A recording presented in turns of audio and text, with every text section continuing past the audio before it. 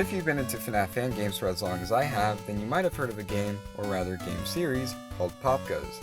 Its catalog spans several years, and all the people who have worked in the series are incredibly talented. If you don't know what Popgoes is, then I'll give a basic rundown. In the olden days, when FNAF 3 was the final game in the series, 2015, a person on Reddit stated that if another FNAF game were to be released, it would have to take place in the past. Kane Carter, director and lead writer of Popgoes, denied this and instead said that a sequel would have to take place in the future.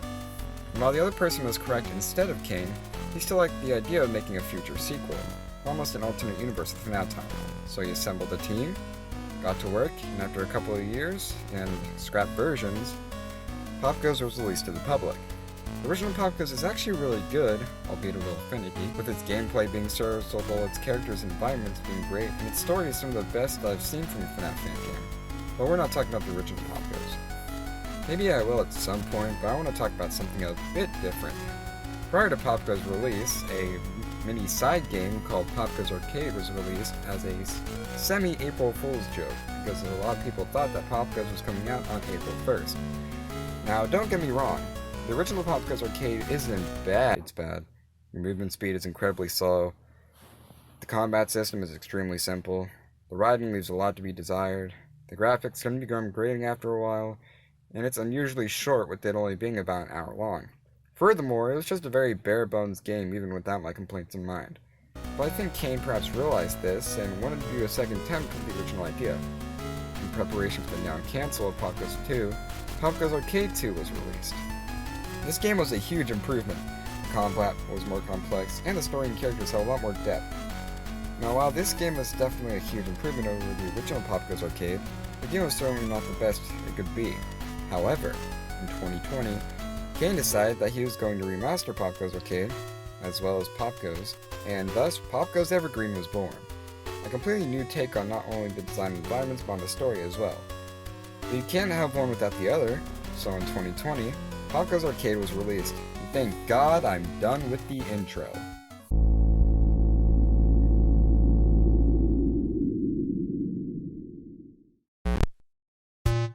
Gee, I hope nobody is taping this. Popgoes Arcade is really nice as a spin-off, but can stand on its own as a fun RPG.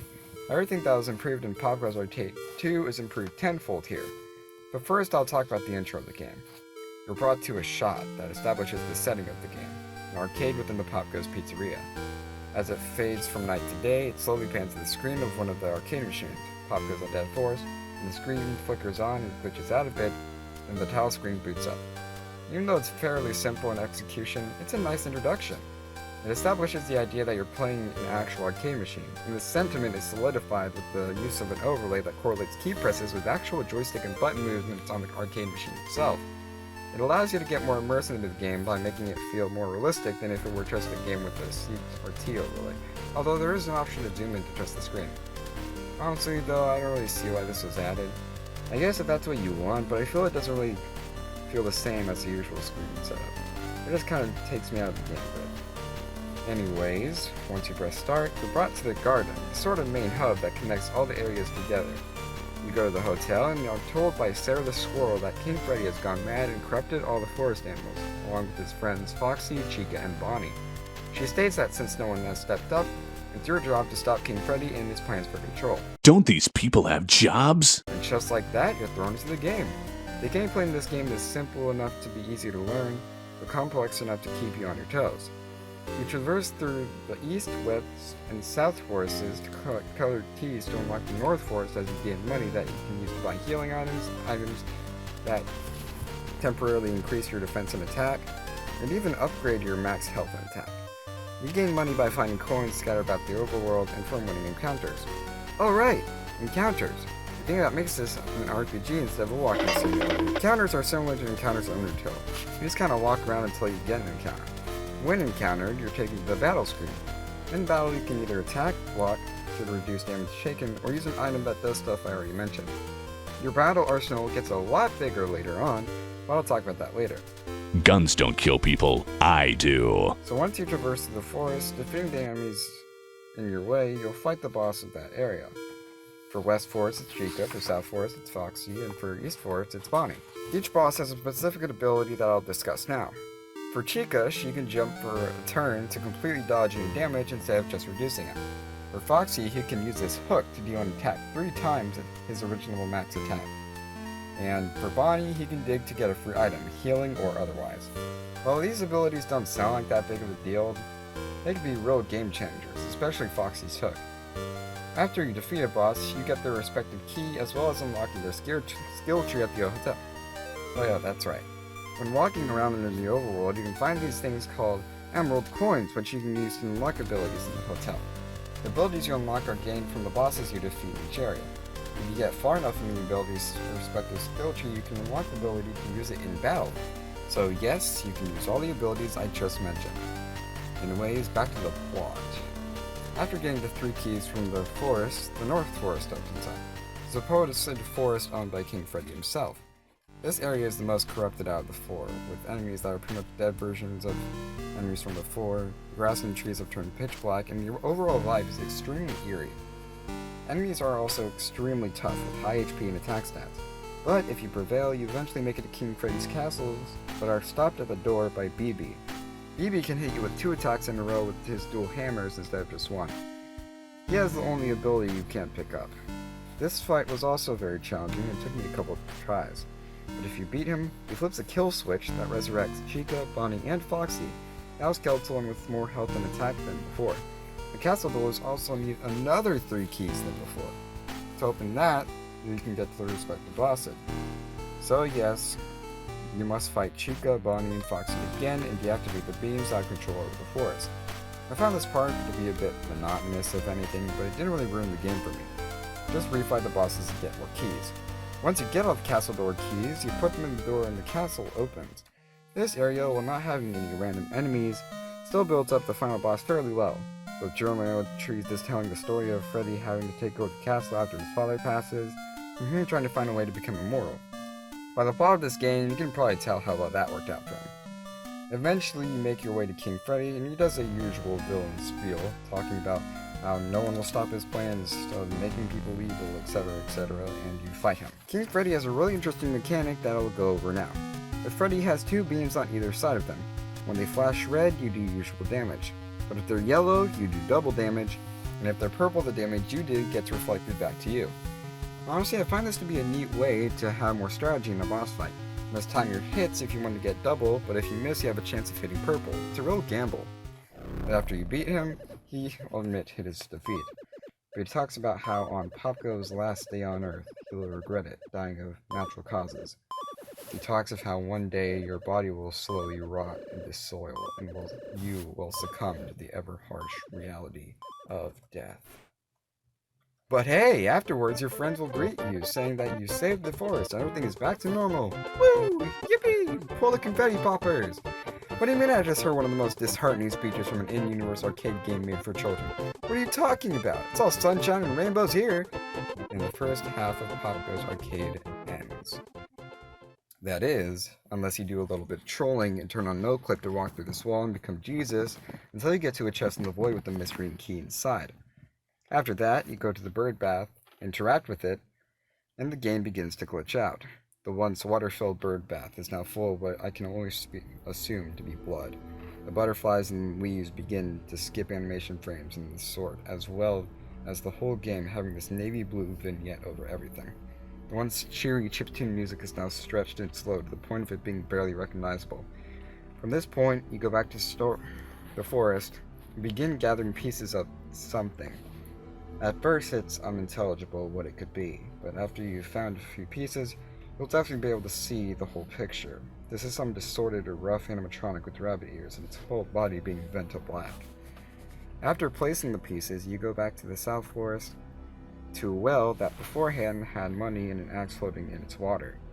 Afterwards, you're taken to a black floor, and when you walk to the right through the areas, you start to realize that these are the minigames from FNAF 3, not completely void of any characters besides your own. After walking through the happiest day minigame, however, on the table is, instead of a cake, a boss encounter. The same one that would show up when you fought a boss. After you enter the battle, it appears to just be Bonnie's boss fight from before. However, if you attack, this happens.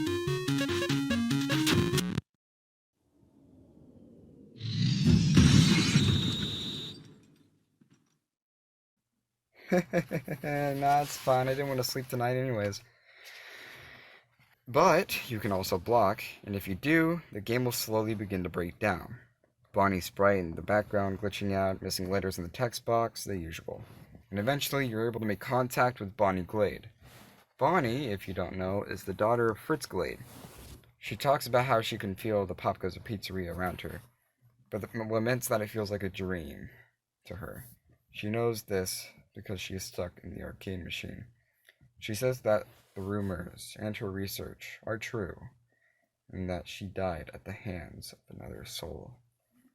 If you're a Popgoes lore buff like me, then you probably already know what this is, but shh, I'll mention it later. Anyways, back to the plot. Bonnie states that she is nothing but a flash of herself, animated but not alive, a ghost.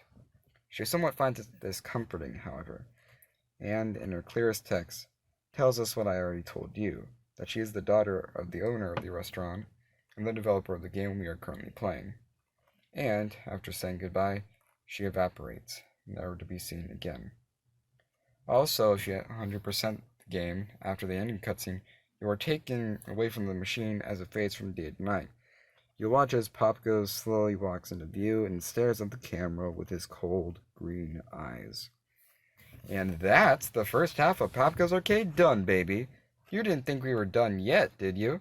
Nah, we still got the Machinist expansion. Woo! But first I'll give my closing thoughts on the main game. This game, while more simple than others, is able to tell such an interesting story with nothing but texture smaller than my toenail. I just find that amazing.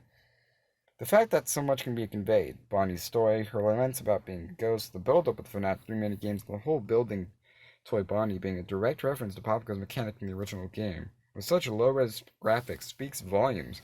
But we should transition to my more favorite of the two stories, Popgoes and the Machinist. Gary Coleman's autobiography would have been more interesting. While this is just a new adventure starring Popgoes, it still adds a ton of new features and the sort. You enter the game and, wouldn't you know it, the garden and its forest are in peril once again. But this time, it's personal. The front desk where Minor the mouse usually stands in the inns is now empty. Sarah then tells you that Minor has been kidnapped. You gotta be fucking kidding. She says that the person burrowed through the floor to capture her. I'm sure that won't be an important detail later on. You go inside the hole and the mystery person comes in through an intercom speaker and is surprisingly excited for your arrival. There are 3 colored keycard scanners that you need to use to move the mining cart. The colors used are the same colors from the gate of the North Forest. You go back up, tell Sarah, and she tells you that you should know where to check first. So yes, you have to go back and fight Bonnie, Chica, and Foxy again. But this time they're robots. Also, every overworld enemy is now robot clones of you and your friends. There's also a new equivalent of emerald coins called scrap. This basically has the same use as emerald coins, but now it's used to upgrade your max health and attack past the original max.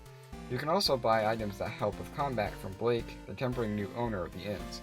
To get scrap, you can find it on the overworld or do overkill, which, depending on how much extra damage you do past their health bar, gives you extra scrap for beating the battle. You also get a room inside the inns where you can change your color with pans you find around the overworld, look at weapons you can collected from past enemies, and look at the bestiary, which is pretty much a Pokedex. Also, there are robots that disguise themselves as collectibles around the overworld, such as scrap, paint buckets, and even chests. All these new additions and improvements are fairly solid and add tons of great things to the game. Take overkill, for example. Before, you would just kill an enemy and be done with it. But now you have to strategize to get the most overkill to generate the most scrap possible. Little things like that are just why I love this more than the original. It improves on a lot of things I had slight problems with in the original game. There are a couple things I still haven't talked about, but I'll talk about those later. In place of the boss encounters at the forest, there is a massive hole that you go into to fight the boss of the respective area. There are also woodpecker construction workers near these holes that comment on what color you're wearing, and trust me, these will be important later. When you enter each of the forest cave, the Machinist, comes over the intercom to have some one-sided banter with Popgoes, and it really lets us get a bit deeper into his character than we were able to with King Freddy. We learned that he was the one that built the corruption lasers that we deactivated in the first game, as well as how him and Freddy made a deal. If the Machinist built the corruption lasers, then he could do whatever he wanted with the underground. So he built a whole tunneling system for himself, as well as building all the robots you fight in the game. We also learned his main motive, turning everyone in the forest into robots so he can control them. When you get the key cards and finally go into the final mine, you walk into his workshop as Menorah comes into view, asking Popgoes to save her. When Popgoes gets close enough, he is pushed back by the Machinist, now underground.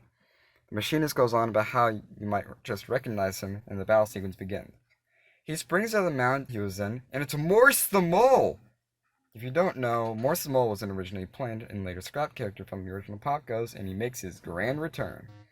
When I first played this expansion and saw the reveal, so many things began making sense. Like the burrows, the red lasers being a direct reference to the joke design shown in the original Popgoes extras menu, and the fact that he literally lives underground. I'm honestly surprised I didn't get it sooner. This reveal was really cool, and I really like his new design, as well as his new characterization. Anyways, back to the plot. Morse talks about how Popgoes and his friends ignored him a long time ago, making him the outcast. Think Syndrome from Incredibles. That sort of deal. And we have new fight mechanics to go over. Well, not entirely new. There are some slight changes. So Morse has an Inspector Gadget level backpack in it. That different stuff he can use. All the things he used mimic the 3 bosses we fought across the 2 games. The jump ability, which is now a jetpack, has him stay in the air for 1 turn. His hook ability is an excavator arm. And his dig has him slowly build a corruption beam that does damage over time once fully built and that you have to destroy before you can get back to the fight. Halfway through the fight, Morse gets tuckered out and sends his prototype of Menorah. Menorah's design is a bit of a reference to her design from the now cancelled Popgoes 2, but it's definitely a bit loose. The mechanic with her is that every turn you spend defeating Robot Menorah, Morse gains back health. Once Morse is defeated, he gives you shit for plagiarizing the abilities from other bosses, gets sad that he was never being a part of the gang, and dies. You save Menorah and she gives you head off screen or something, I don't know. Mommy. But we're not done yet. There's still some post-game extra stuff to check out. If you go back to the cave where you fought Chica in the South Forest, the screen gets dark. There's a new mechanic, and it's frickin' mangled, kind of. It's a conglomerate of all the mimic bots and bosses you fought throughout the expansion, now possessed by none other than King Freddy himself. The mechanic is pretty simple for this one. Due to the sheer size of Mangle, even if you jump, you take damage. Although if you have enough spiky shields, then you should be fine. After Mangle is beaten, I'll just play the clip.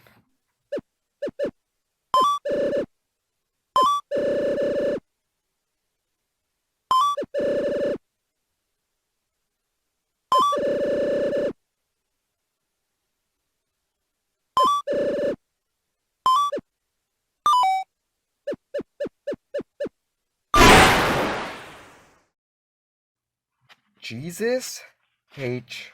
Christ. You don't know how bad that last line caught me off guard in my first playthrough.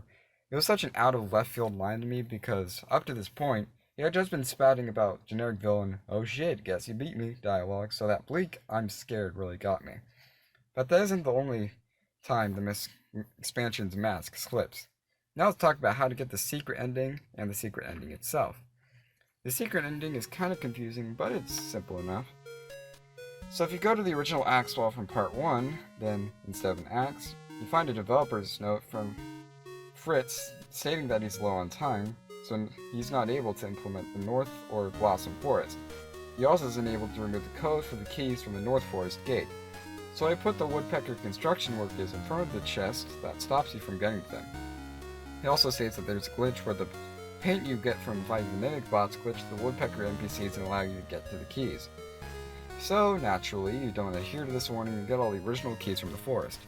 When you open up the gate, it's just dead silent, and you get multiple warnings saying you shouldn't be here and to exit the game now, that sort of thing. When you get to the throne room, there's a hole in front of the throne. The same holes you've been going into to fight the bosses throughout the whole game. You delve into the hole, and at first it seems normal, but as you go deeper into the holes, everything distorts. The floor changes. Notes from Brits begin appearing. Everything begins to corrupt until you reach the bottom. The hole is replaced with a desktop folder icon, and going into the folder, you are taken to a black screen with a file directory for Cam7's feed, as well as an encounter at the bottom. When you get into the encounter, the opponent is a video file, and all your fight options are arrows, and you can only open, delete, go to the next recording, and return to the previous. The first file shows Blake, perhaps charging, in the server room. The second shows the room now slightly disordered, like someone was inside looking for something. Blake is also absent from the pedestal he was standing on. And the third image shows Bonnie Glade dead on the floor, with a toy Bonnie mask next to her head, and the axe that was used to kill her in view. Her blood cakes the floor as she leaves life and enters death. This is Bonnie Glade's murder. And hey, back to the title screen. This moment does horror so well. From a dead silence when entering the North Forest, the deterioration of the room when delving deeper, and the scare itself. This is the closest we've gotten to seeing a dead body in official FNAF media, and it took us this long? Anyways, the expansion and this game are really good in all aspects and capture the vibe it was going for. An RPG with something sinister looking within. I love every aspect of this game. To the artwork, to the character design, to the music. Can we talk about the music? Shit fucking slaps. I think this game was a really good introduction of the amount of quality and excellence we should expect from the fanverse, and I feel it's only going to get better from here. My final rating is 10 Popgoes plushies out of 10 dead daughter arcade machines. See you later!